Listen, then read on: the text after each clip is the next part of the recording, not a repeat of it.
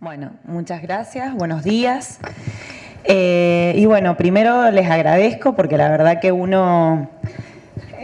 bueno, ya empecé. No. Pero bueno, es un recibimiento muy lindo. Son los espacios que uno quiere ocupar, ¿no? Niños, adolescentes, jóvenes. Y bueno, son como quienes van a incorporar esto de alguna manera y bueno, tenemos la esperanza de que pueda reproducirse y replicarse cada uno como pueda desde su lugar. Y bueno, en mi caso me toca desde algo tan terrible intentar, qué sé yo, transformarlo contándoselos y bueno, como yo siempre comienzo mi historia es también por suerte diciendo que soy Claudia Domínguez Castro y bueno, puedo decirlo porque recién ahora 38 años después, mucha gente hizo que sepa quién soy y bueno, en eso poner esta cuotita de responsabilidad linda que bueno, que uno intenta dejar con lo que le pasó. Y bueno, yo también no creía muchas cosas hasta que me tocó vivirlas y mi objetivo con contarles lo que me sucedió es que tratemos de no llegar a que nos pase nada más, ni a nosotros, ni a quienes están a nuestro alrededor para poder creer, ¿no? O buscar realmente la verdad desde la información hasta, bueno, lo que sucede a nuestro alrededor. Así que, bueno, yo les empiezo a contar un poco la historia que recuerdo, ¿no? La que viví con un poco de conciencia. Yo llegué en el 78, en marzo del 78, a la casa de un matrimonio que fue quien me crió. Y bueno, mi vida transcurrió desde ese lugar. Tuve la suerte, que no tuvieron por ahí, eso siempre lo aclaro porque hay muchos nietos que no tuvieron por ahí la suerte de criarse en un contexto con relativa armonía, con necesidades básicas cubiertas, con mucho cariño, con mucho amor. Y bueno, esto también lo cuento porque es lo que nos hace dudar de nuestro origen o por lo menos nos hace dudar de tomar una decisión un poco más pronta porque uno se siente con un estado de confort y con también una alegría de haber estado en un lugar en que había personas que habían decidido voluntariamente a uno, es lo que uno suponía, tenerlos, criarlos y bueno, tuve mucha gente querida, muchos primos, muchos amigos, pero bueno, la verdad que la historia que me habían contado muchos años después me di cuenta que no era la verdad. Me habían contado que había un matrimonio que el hombre había fallecido y bueno, y la mujer no quería hacerse cargo, en este caso de mí, y bueno, por eso había decidido darme. Y bueno, ya la historia de darte y que otras personas te reciban hacen que uno nunca diga, ¿y para qué voy a buscar si ya no me quisieron y acá sí? Y bueno, y pasaron muchísimos años sumados a mi ingreso al secundario, por eso digo tan importante que estén hoy acá escuchando no solo lo que dicen los libros, sino lo que sucede en realidad, y no hace 40 años, todavía ahora. En mi escuela secundaria nadie me contó la verdadera historia. Yo no escuché de la dictadura, no escuché la historia argentina. Yo recuerdo de ver por primera vez la historia argentina arrancando muchos años antes, en quinto año del secundario. Imagínense que no sabía absolutamente nada. En mi casa tampoco se hablaba de eso, o por lo menos se hablaba desde el otro lugar, desde el lugar de algo habrán hecho, estas personas que se las llevaron, no te involucres, cuidado en dónde estás. Y bueno, eso hizo que un poco también uno no tuviera la motivación por buscarlos. Eso también le generaba miedo, ¿no? Pero bueno, tuve la suerte de elegir por primera vez mal mi carrera en la facultad y quise estudiar ingeniería porque, bueno, quería ser docente, pero me decían que no, que por ahí a uno le daba para más. Siempre esas cosas que uno, la vida supone que lo que le dicen es lo que realmente puede ser verdad y no lo que uno siente, pero bueno, ahí me encontré con 4 compañeros, éramos un grupo de varios, pero perdón, 3 de ellos que me trajeron por primera vez la historia y lamentablemente porque la habían vivido en carne propia también. Eran 3 personas, una amiga mía, Silvia, que sus papás habían estado detenidos su papá exiliado, su mamá por suerte pudo sobrevivir a todo eso y pudo contarlo, me contó ella lo que había sucedido en esos años y lo que le había pasado a ella, y 2 de mis compañeros varones con sus papás desaparecidos. Entonces, bueno, la verdad que a pesar de que me lo estaban contando con toda la dureza de la realidad, con lo que les había pasado, tampoco lo podía incorporar. No podía entender quiénes eran los desaparecidos, que no los podía considerar como personas, ¿no?, de carne y hueso. Eran como personas que se habían esfumado, no entendía por qué.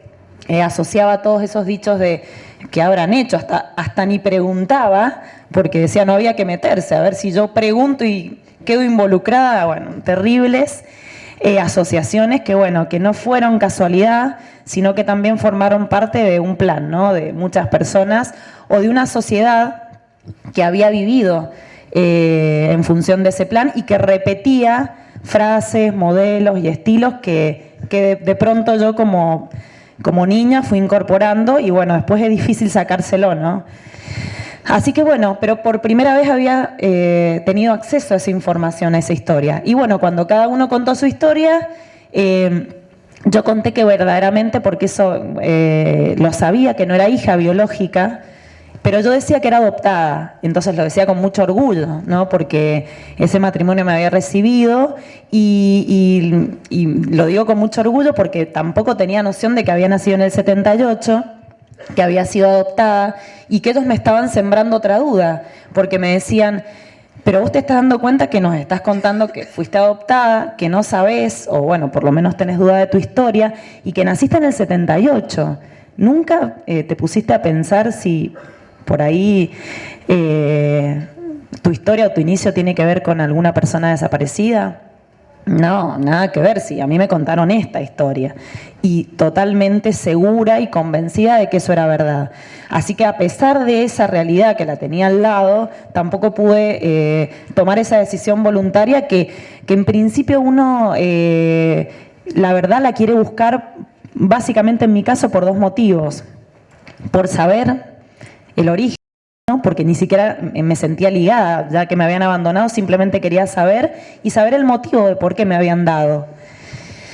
Y posteriormente cerrar la puerta, ¿no? Y otra era saber si tal vez, bueno, y lo que incluye poder identificarme físicamente con alguien, porque evidentemente no me parecía, o todos en la calle te dicen, ay, pero ¿qué parecía a tu mamá? Y yo por dentro decía, bueno, claro, sí, todo bien, pero nada que ver, ¿no? Y saber tal vez si yo podía llegar a tener algún hermano o hermana que había tenido la misma suerte con esas personas que podían haber decidido lo mismo o distinto y que podría llegar a estar en el seno de esa familia y que podía ser la mía. Y también eso me daba miedo. Decía, bueno, y si no tuvo la misma suerte que yo, bueno, pero eran las únicas necesidades que me impulsaban a querer saber esa verdad. Y bueno, pasó mucho tiempo más y ya en el seno de la familia que me crié empezaban a haber incoherencias.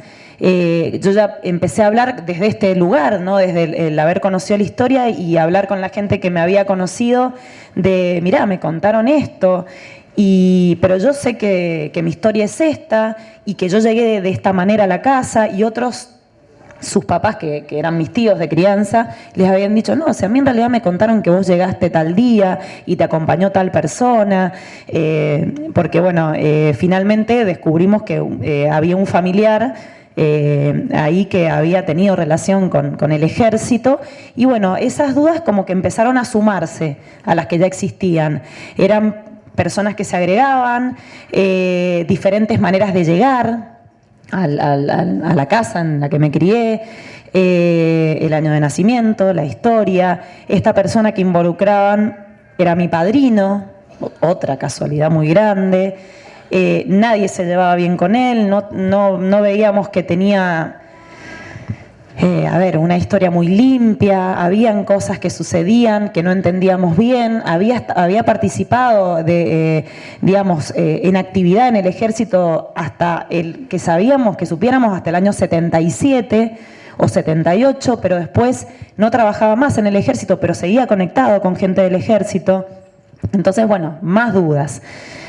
Pero en mi interior, ese afecto que había recibido de chica hacía que no pudiera ir a buscar esa verdad, porque era como defraudar tal vez a esas personas que me habían dado todo su cariño, su amor y su contención, y sentía que cada vez que quería dar el paso, no, pero ¿qué van a pensar? No los voy a defraudar. Era una sensación rara, ¿no? Como que intentar buscar, pero a la vez no me correspondía. Estaba haciendo algo mal en ir a buscar mi propia verdad, ¿no? Así que bueno, pasaron muchos años más y bueno, hasta que fui un poco más grande, me puse de novia y también mi novio, que es mi actual esposo, también empezó a ver esas cosas y me preguntaba, ¿pero no te querés hacer un ADN? Ya las propagandas en de abuelas que se veían por televisión, me acuerdo que eran esos carteles: si tenés duda sobre tu identidad, llama a tal número. Y tenía ganas, pero no, y bueno. Y yo ya también había hablado muchas veces de mi situación con la mamá de mi amiga, de Silvia, que se llamaba Florencia porque falleció hace poquito, pero bueno, ella me decía siempre, pero Claudia, es parte de tu historia, o sea, no vas a hacer nada malo. Ella conocía a la familia que me había criado y también, yo no sé si dudaba, pero sabía que a mí lo que me tiraba era ese afecto que tenía y simplemente eso, y que en realidad ella estaba intentando decirme, es tu derecho. O sea, no le vas a hacer mal a nadie, te tenés que hacer un bien a vos. Entonces, bueno, en un momento creo que un poco me entregué a esa posibilidad que ella me daba de tomar contacto con abuelas y bueno, y lo único que le pedía era que ese contacto fuera anónimo. Imagínense, imposible. Yo quería ir a dar una muestra de ADN anónima, o sea, iba a llegar una muestra de sangre que no sabían de quién era, y le iban a cotejar con quien no sabían. Pero ella me dijo que sí, que se podía hacer eso, con tal de que yo me decidiera hacerlo. Claro, me entregué a su impronta de abogada. Yo era la clienta y ella era la abogada que solicitaba por esa información de esa manera. Y bueno, en esos años tal vez no, los medios con los que se recibía la información no eran al instante como ahora, porque digo, tal vez ella mandó un mail en ese momento, que fue un mail el que envió a abuelas. Aparte me acuerdo que me dijo, para poner el contexto de mi ignorancia, yo le voy a mandar un correo a Estela. Y bueno, y era Estela de Carlotto, ¿no? Y yo decía, bueno, una amiga Estela. La Estelita. Claro. Esto fue en el año 2004, más o menos. Imagínense todo el tiempo que había pasado más, ¿no? Y bueno, que hable con Estelita y que le pregunte a ver si me puede hacer ese ADN anónimo, y ella envió ese correo con ningún anonimato, creo que hasta el color de pelo que tenía en ese momento. Muy inteligente de su parte. Y bueno, la verdad es que yo todos los días después de ese mail en el 2004 preguntaba, ¿y tenés alguna novedad? Y te han respondido. En realidad mi ansiedad estaba dada porque se resolviera lo más rápido posible para yo sacarme ese trámite de mi vida, porque suponía que iba a dar negativo, porque cómo me iba a pasar a mí, o sea, ya un poco tenía también en la información de que aparecían netos muy esporádicamente, que eran cosas como muy raras también en el común denominador y de Mendoza. Yo ni siquiera, bueno, en el año 2004 hay otra nieta que apareció en Mendoza antes que yo, que es Celina Manríquez Terrera, pero yo no había tenido, bueno, en ese momento, en 2004 todavía no restituía su identidad, pero en Mendoza eso no sucedía, se veía, como decía Evi, todo en Buenos Aires, entonces era algo que en Mendoza no había pasado. Entonces dije, bueno, me saco el trámite de encima.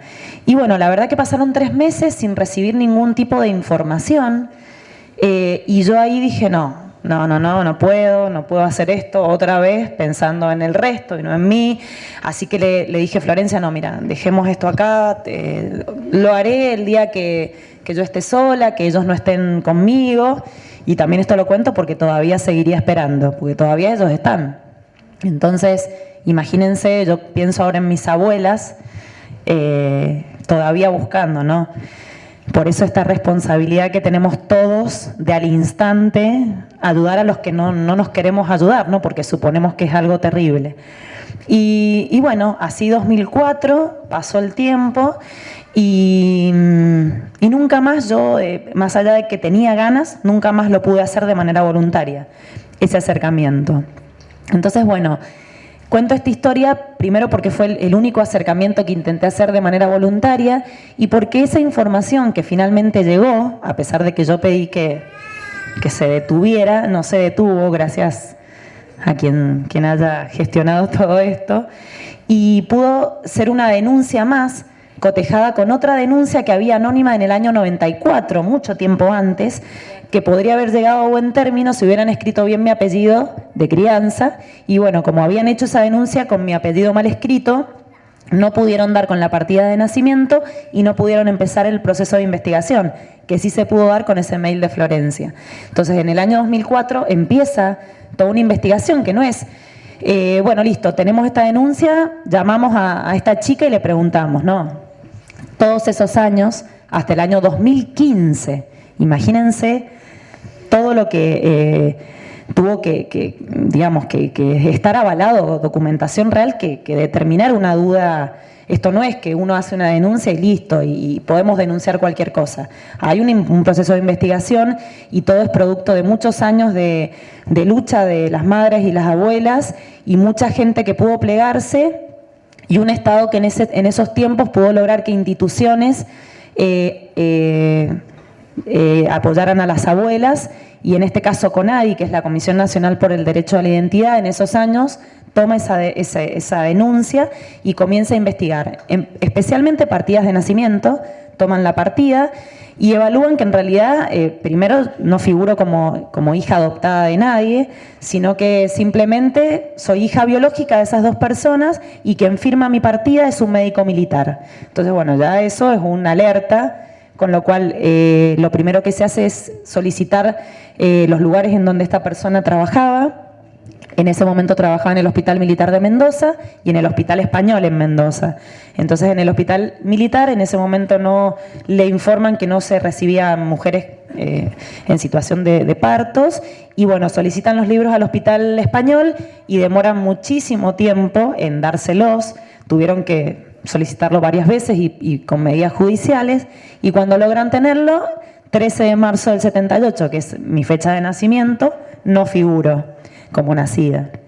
Entonces, bueno, ya dos claras evidencias de que esto podía ser ilegal, pero bueno, la única manera de comprobarlo era solicitándome una prueba de ADN.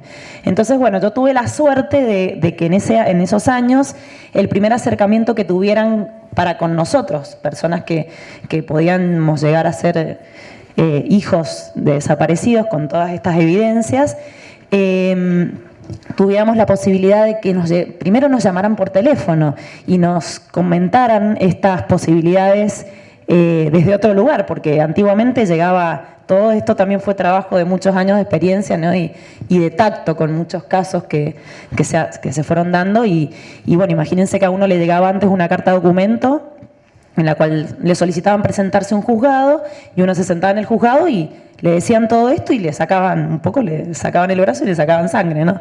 Y gracias a todas estas políticas y acercamientos y cuestiones un poco más humanas, nos llamaron por teléfono. Yo fui uno de los casos de un llamado telefónico en el cual me decían, bueno, mira, te llamamos de CONADI, yo soy una persona que trabaja ahí, en mi caso fue una chica que se llama Eugenia, y bueno, te queríamos contar que hemos recibido durante muchos años denuncias y podemos suponer que vos no sos hija biológica de las personas con las que convivís. Y bueno, imagínense, yo lo sabía, pero imagínense que hay chicos que no saben eso. O sea, que es una información bastante dura. Entonces, bueno, en mi caso particular, cuando me dicen esto,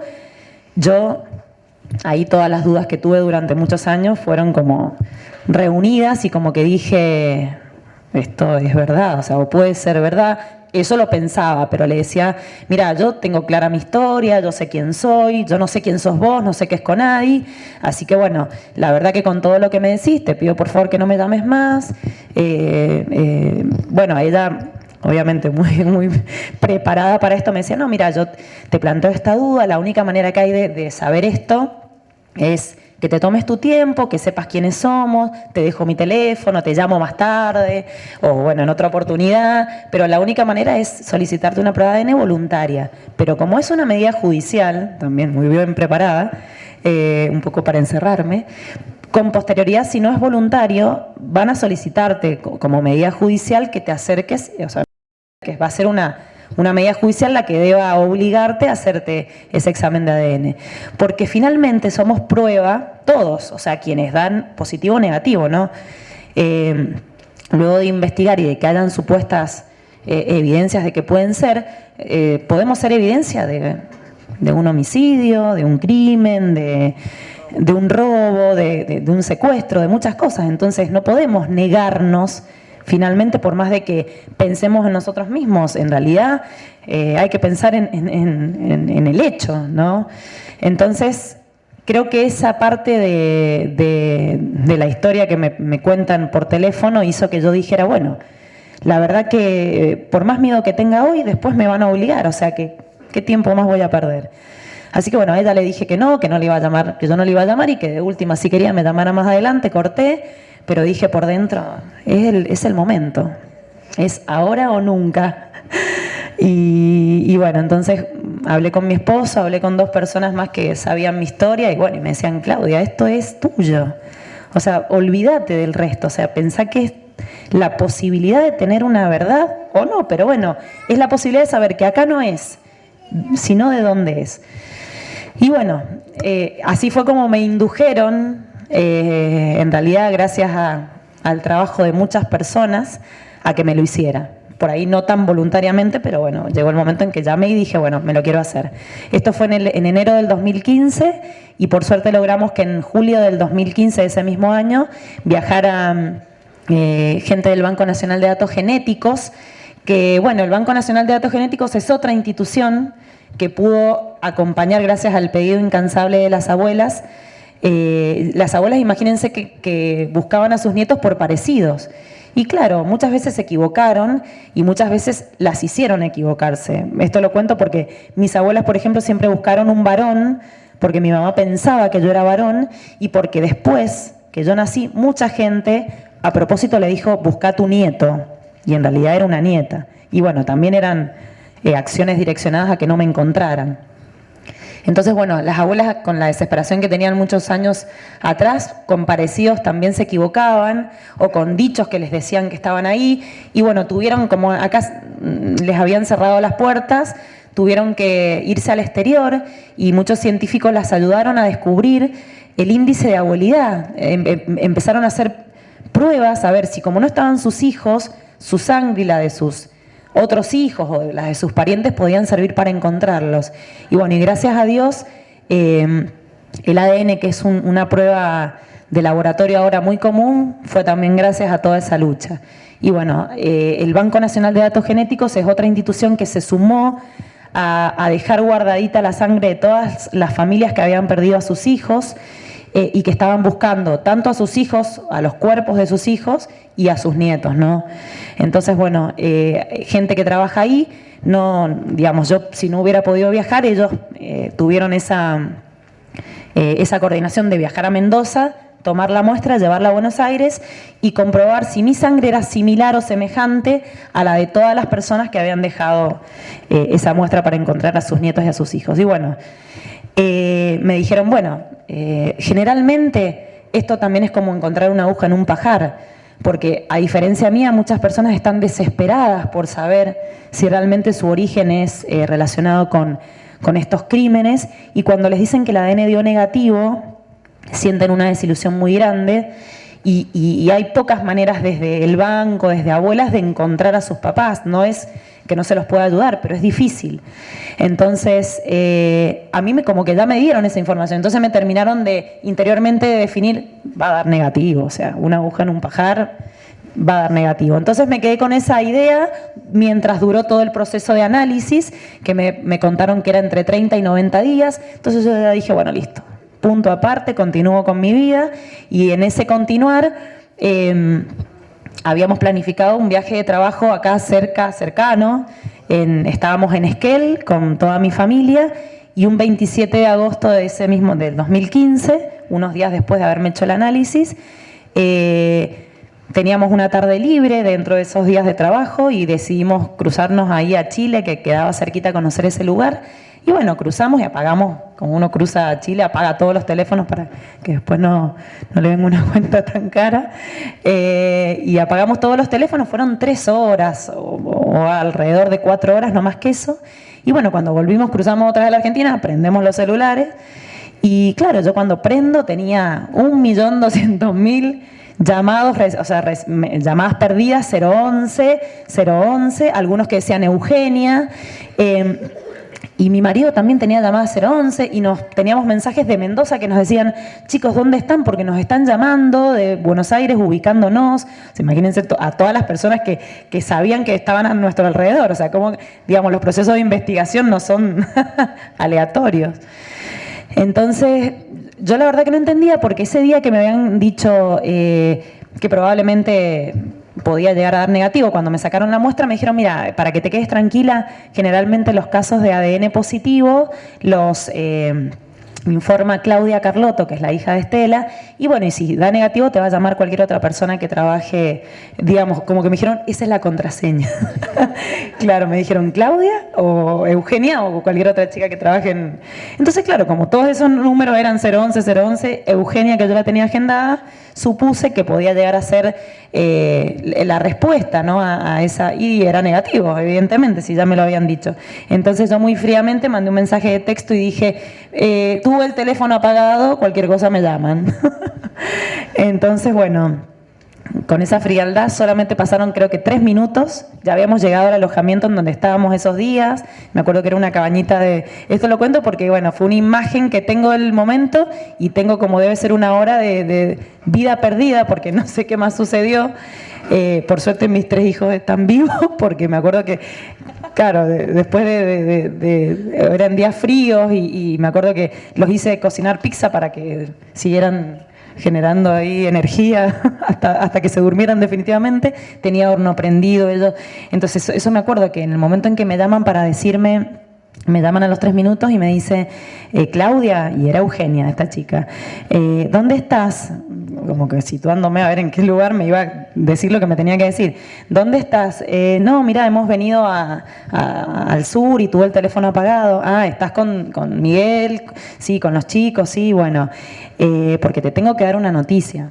Me dice, yo sabía que no era que se habían escapado, porque claro, teníamos tantos llamados porque suponían que tal vez la información me podía haber llegado por otro lado y que yo intencionalmente me había, claro, borrado. Y bueno, y no fue así. Entonces ella les intentaba decir al resto, pero yo sé que el marido es guía de montaña y ella trabaja en la montaña también y no es que se hayan ido, esperen. Bueno, y finalmente me dice, bueno, para alegría nuestra, tu ADN dio positivo, dice, y bueno, y dio positivo con 2 personas, que son tus papás y tu papá y tu mamá, no me dijo en ese momento el nombre, tus abuelas viven en Mendoza, tenés a tus abuelas vivas, tu abuela, ella como que me hacía, me daba el marco, ¿no? de la gente que estaba, que me había buscado, ¿no? Y yo cuando ya me dijo el ADN fue positivo, ya está, ya no tengo más noción de qué me dijo después. Sé esto de mi abuela, tu abuela es la presidenta de Madres de Mendoza, entonces ella me decía eso y yo decía, vive en Mendoza, me va a encontrar en Mendoza. O sea, era todo un mecanismo de defensa ante esa situación que en ese momento para mí era terrible. Por eso me acuerdo, para nuestra alegría, y yo pensaba, para tu alegría, o sea, y la mía. Entonces, bueno, a partir de ahí, eso, perdí creo que noción del tiempo, del espacio, sé que me dijo muchas cosas, recuerdo pocas, recuerdo que me dijo, Estela te quiere llamar, y yo dije, a mí no me llama nadie, o sea, no le des mi teléfono a nadie. Claro, Estela me quería tranquilizar, explicar, abrir las puertas y me hablaba de una conferencia de prensa y yo no entendía nada. Entonces, claro, la realidad era que ellas deben darle información rápidamente porque muchas veces la información se encuentra de otra manera y nos llega a nosotros de la peor manera. Entonces ellas saliendo y diciendo, bueno, apareció simplemente la nieta, en este caso 117, lo informan, bajan las expectativas de toda la gente que se entera de alguna manera y un poco nos preservan, que era lo único que yo tenía en mente en ese momento. Yo quería, primero, que nadie supiera quién era, segundo, llegar rápidamente a Mendoza y preguntar a la familia que me había criado, ¿qué pasó? ¿Qué es esto? O sea, es verdad, hasta había pensado, ¿será verdad lo del ADN? ¿Dónde lo hacen? O sea, no tenía una ignorancia terrible con respecto a la información.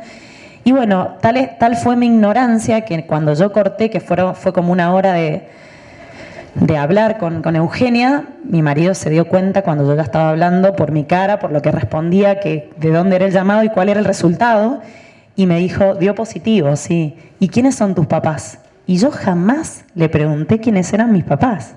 O sea, fue algo tan, también frío, pero bueno, tan básico. Toda la vida buscando esa información y cuando me dijeron, nunca lo pregunté. Y bueno, me acuerdo que agarré otra vez el celular y por mensaje de texto dije, Eugenia, ¿me puedes decir quiénes son mis papás? Terriblemente patético. Era así, era pasos a seguir para una estabilidad emocional. Creo que así le pondría el primer título de mi libro. Era paso 1, paso 2, o sea, nunca en primera persona, ¿no? Siempre, bueno, a ver, ¿qué hicieron? ¿Qué me dijeron que no se enteren mis hijos? Mi seguridad era una cosa totalmente logística, así, ese es el nombre que tiene. Así que me responde Walter Domínguez y Gladys Castro. Entonces, ¿qué hago en esta época de los medios? Googlearlos. Entonces, bueno, cuando uno ve esa información realmente en internet es terrible porque es una información biográfica, nació, murió, yo los veía, me veía doblegada en edad, no me veía parecidos, porque chicos, vieron que cuando nos sacan una foto carné no nos parecemos a lo que somos, bueno, imagínense, en esas fotos y aparte un joven de 20 años en aquella edad era, la verdad que se veía como más grande, más serio, y uno por ahí lo piensa como uno, ¿no? Uno a esa edad, ¿no? Y bueno, la verdad que no podía creerlo, no me sentía identificada, no veía parecidos y empecé a dudar hasta de llegar y hacerme un ADN en algún laboratorio privado, o sea, también una locura. Y bueno, y después empecé a googlear a mis abuelas. Y bueno, la verdad que el primer sentimiento de emoción que tuve con esa situación fue todo lo que salía en función a ellas y a la búsqueda. Veía, por ejemplo, me acuerdo que las primeras páginas me llegaban a todos los habeas corpus o las denuncias que mis abuelas ponían en aquellos años buscándome. O sea, que esto no había sido reciente. Hacía casi 40 años que ella, en ese momento 39 años, que estaban buscándome.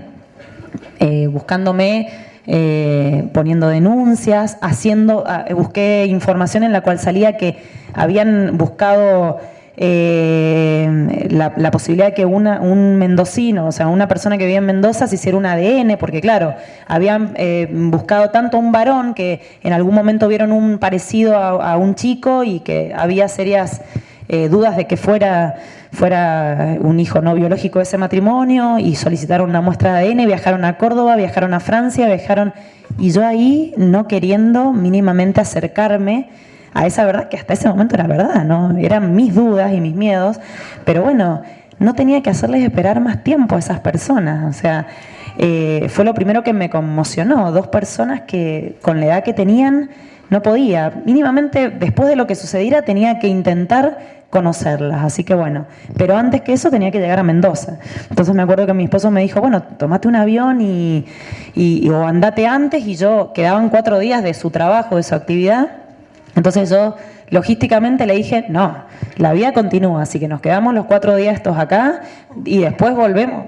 Después volvemos y seguirá lo que deba continuar. Entonces, bueno, nos quedamos 4 días ahí y fueron terribles porque yo empecé a escuchar toda esta información en los medios.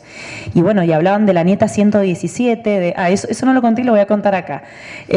Mi hija por radio escuchaba la nieta 117, ¿y cómo?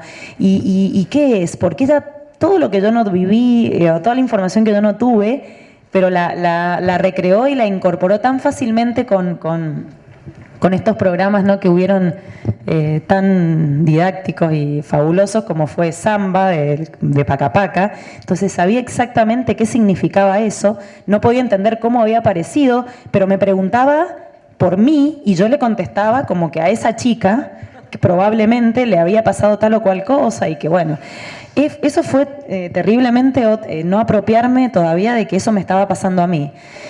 Y bueno, esto fue en el viaje de vuelta, ya había sido la conferencia de prensa, yo me acuerdo que lo único que me encargué fue de, no la vi en vivo a la conferencia, pero sí de ver si en esa conferencia no se había dicho mi nombre, el lugar en donde vivía, porque bueno, me habían comentado que mis abuelas estaban ahí y yo la verdad que no tenía miedo, no sabía qué significaba, pensaba que me iban a perseguir, que me iban a venir a buscar a la fuerza, que bueno, y la verdad que todo lo contrario, todo el mundo me estaba cuidando. Y me acuerdo que mi abuela, una de las cosas que dijo, mi abuela María, fue, bueno, esperamos que ella, cuando lo considere, se acerque, esperándome toda la vida, otra vez, otros miles de años más. Y bueno, así fue cuando llegué y lo primero que hice fue, bueno, lo que necesitaba hacer, que era ir a la casa de mi familia de crianza y decir, ¿vieron? Así se los dije. ¿Vieron la noticia? Primero llegué, saludé, ¿cómo te fue en el viaje? ¿Vieron la noticia de la nieta recuperada, la nieta 117? Sí, soy yo. Y bueno, y lo que más me impactó de esa dureza de mi información, de que no hubo absolutamente ningún tipo de emoción negativa ni positiva. Fue como digo que era 4. Así, nada, no hubo nada. Entonces a mí ese manifiesto, que no hubo ningún manifiesto, me hizo realmente decir, listo, yo acá no puedo preguntar más nada, o sea, la historia la tengo que buscar por otro lado. Si evidentemente la pregunté muchas veces, fue siempre la misma, mucha incoherencia, cuento esto y nada, y bueno, tendré que salir a buscarla por otro lugar. Y ahí un poco también incorporé que esa era una responsabilidad mía y que lo que sucediera dependía simplemente de mí y que no tenía que pedirle permiso. Y permiso, ya tenía 38 años. Pero bueno, yo siempre sentí que debía pedir permiso para preguntar y para tomar alguna decisión con respecto a eso. Bueno, ese fue el momento en que dije, no más permisos. Así que bueno, me permití rápidamente tomar contacto con Eugenia nuevamente y decirle, quiero conocer a mis abuelas. O sea, ellas no pueden perder un minuto más. Y bueno, fue así como del 27 de agosto, el 6 de septiembre, que no fueron muchos días más, porque en realidad yo viajé, llegué, bueno, creo que fueron 4 días más de los que estuve en Mendoza. Pudimos armar la primera reunión, el primer contacto que tuvimos, que un poco también lo armé yo en función de mis miedos. Quería que fuese en un lugar que no fuese ni mi casa ni la de ellas, para que pudiéramos no vernos nunca más, que era lo que yo suponía que iba a suceder, o no, pero no sabía si después las iba a querer ver. Y bueno, continuando con esa frialdad mía, esa necesidad de terminar trámites rápidamente, ese sábado me acuerdo que quien nos presta el lugar en donde estuvimos fue la suegra de Silvia, de mi amiga. Y bueno, tiene una casa en la cual uno puede entrar el auto y nadie te ve, bueno, entonces eso quería, cualquier cosa también pensaba. Y bueno, llegamos nosotros primero. Yo quería que estuviera mi amiga Silvia, porque había sido una de las personas que eran las responsables de que eso hubiese sucedido. Y bueno, la verdad que cuando yo llegué a esa casa, esto lo cuento porque en toda esta frialdad, lo que representa para todo el mundo, menos para uno en ese momento, lo que iba a suceder, Carmen se llamaba la mujer, había armado una mesa con tantas cosas, había cocinado cosas caseras y había puesto 2 terribles ramos de flores para que se llevara cada una de mis abuelas. Y bueno, a mí eso no se me hubiera ocurrido en ese momento ni por casualidad, ¿no? Y bueno, era un momento muy importante, ¿no? Para todos y para mí, pero yo no lo entendía, ¿no? Y bueno, nos sentamos y esperamos. Cuando llegaron ellas, había, qué sé yo, un pequeño patio en donde entre que dejaron el auto y llegamos. Entonces llegan ellas, se bajan mis abuelas y le digo a Silvia, anda. No, me dice, anda vos, me dice. Imagínate que voy a salir yo con toda la expectativa, van a decir, mira, no, esta, no. Y un poco me empujó a que saliera. Y bueno, la verdad que salí, lo que me impactó fue verlas caminar tan lento, tan grandes. Y bueno, las 2 emociones distintas de mis abuelas fueron María, la mamá de mi papá, ella llora siempre, pero lloraba, en ese momento no la conocía, así que llorando todo el camino, llorando, me abrazó llorando, no podía hablar, y mi abuela Angelita, que es la mamá de mi mamá, mi chiquita, me decía. Y bueno, eso fue también impresionante. Y bueno, entonces nos sentamos y lo que cuentan todos los nietos que les sucedió, a mí también me sucedió, que tiran todos los álbumes de fotos, las fotos, y bueno, era lo que uno esperaba, ¿no? Ya había pasado otro trámite realizado, y bueno, las fotos, ¿no? Y lo que uno necesita identificarse físicamente, a ver a quién me parezco, a ver si el ADN es verdad o no.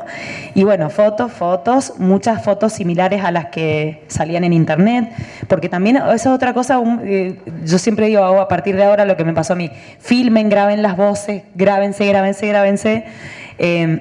No había tantas fotos, no había selfie, olvídate, no había nada. Entonces, entre que eran en blanco y negro, me decían que mi mamá tenía los ojos verdes, y yo decía, ¿dónde tiene los ojos verdes? Claro, fotos en blanco y negro, y todo lo que te contaban es como difícil representarlo en esas fotos, y tan serios, tan fotos de trabajo, y bueno, hasta que empecé, no me reconocía, también habían traído fotos de mis primos, de mis tíos. Apenas me vieron, me acuerdo que dijeron, en esa reunión estuvieron mis dos abuelas y estuvo el único hermano de mi papá, mi tío Ciris, y una hermana de mi mamá, Mabel, que ellos dos también pareja en aquel momento, y tengo 3 primos. O sea que, bueno, 2 hermanos que tuvieron el mismo destino, ¿no? Bueno, no el mismo, pero bueno, estuvieron muy con vida de pareja y de familia a la vez. Así que bueno, ellos me decían, sos igual a Marcela. Y yo en ese momento no sabía quién era Marcela, y Marcela es una de mis tías más chicas, hermana de mi mamá, y sí, cuando vi la foto, pero cuando la conocí fue terrible, fue como ver el clon mío, así. Bueno, fue muy lindo.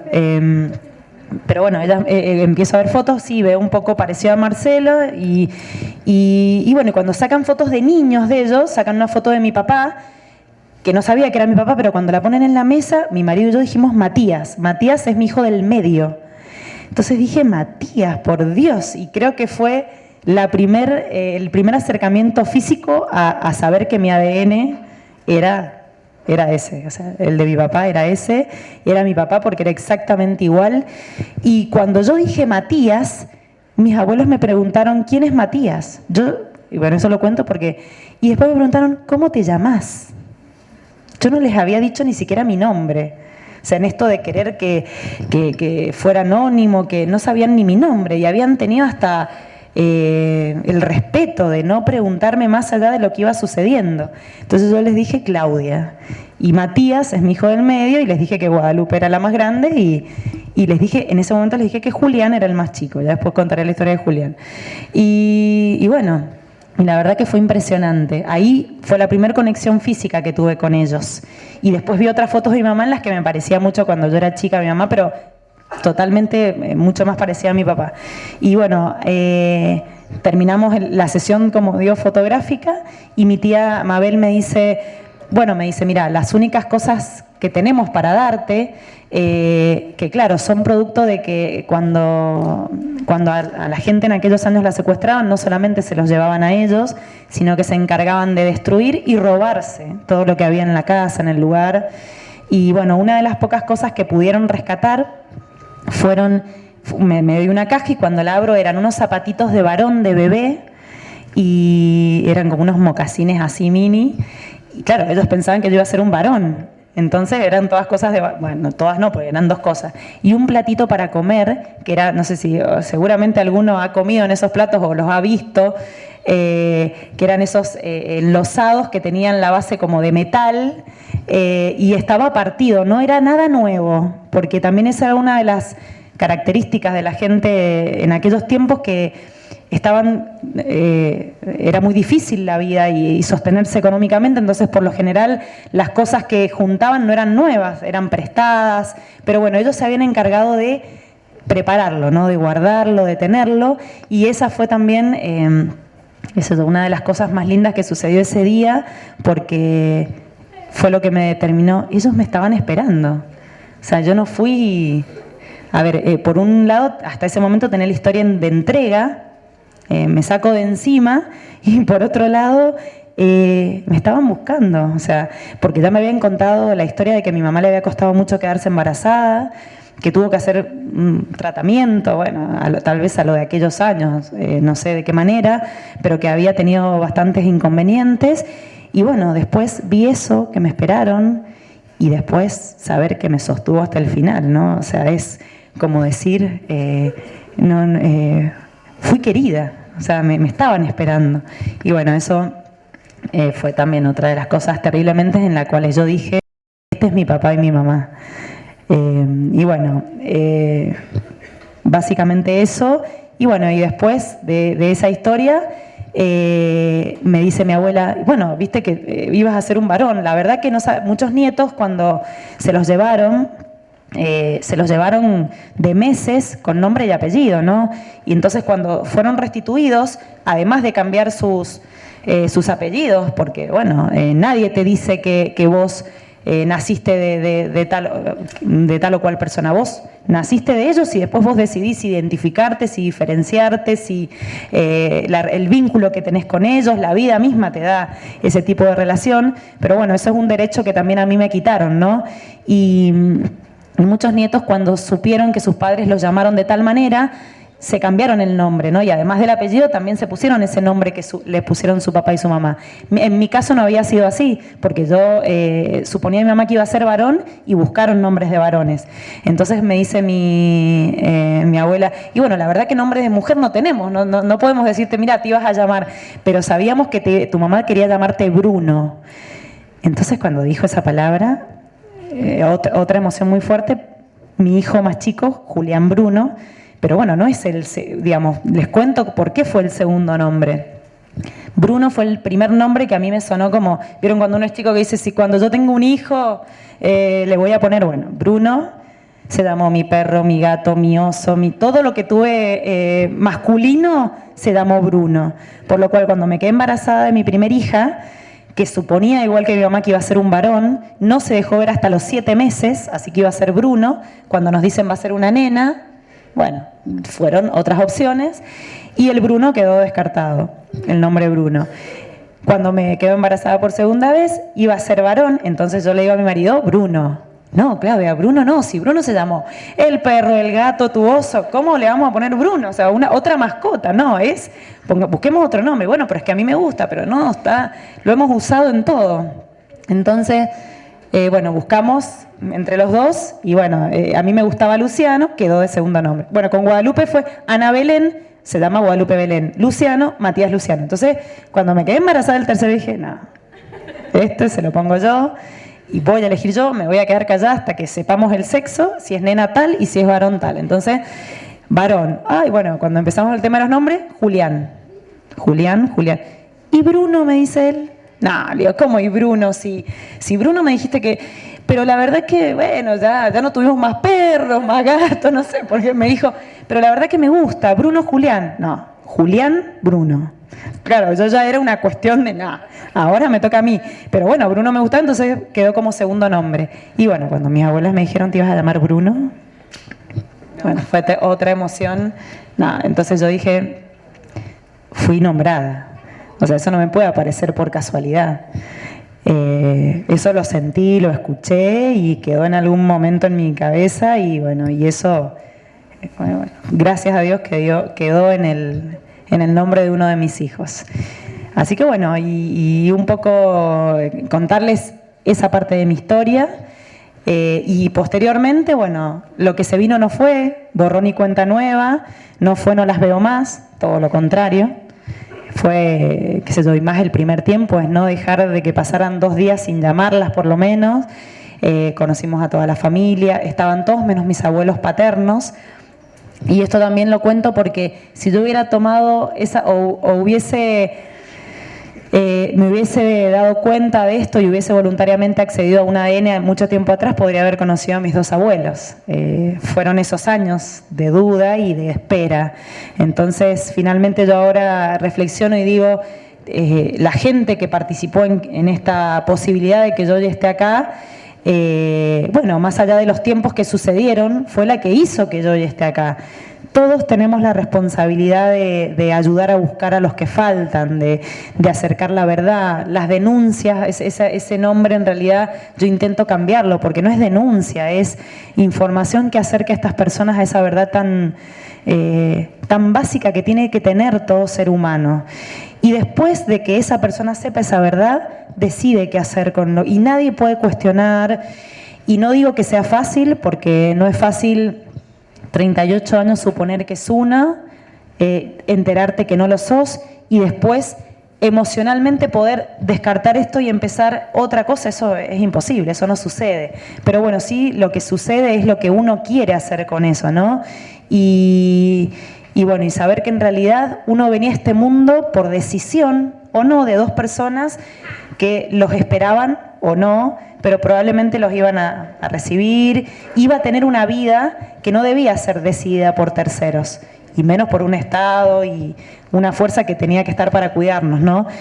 Que creo que eso es lo que la mayoría de todos quienes están acá deben tener, ¿no? Esa posibilidad mágica de tener ese derecho a saber quiénes son, de dónde venimos, y empezar nuestra vida siendo identificados por esas dos personas. Así que bueno, eso es un poco el resumen de lo que sucedió conmigo, de lo que les quiero transmitir, y bueno, no sé si alguien más quiere